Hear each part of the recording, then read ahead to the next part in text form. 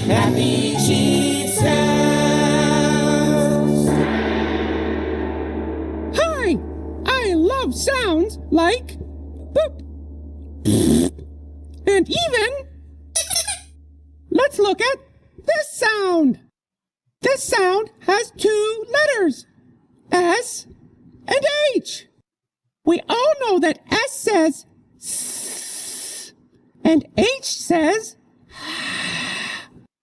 when we put them together, S-H say just kidding. S and H say shh. Shh. Shh. Many words start with the S and H, the sh sound. For example, shoes, sheep, shark. Can you think of a word that starts with the sh sound? Ready? Go! Don't be shy. Shout it out. Whoa! That's a good one. Time's up. Many words also end with the S and H sh sound.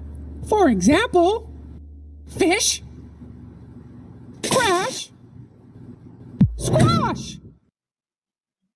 Can you think of a word that ends with the sh sound?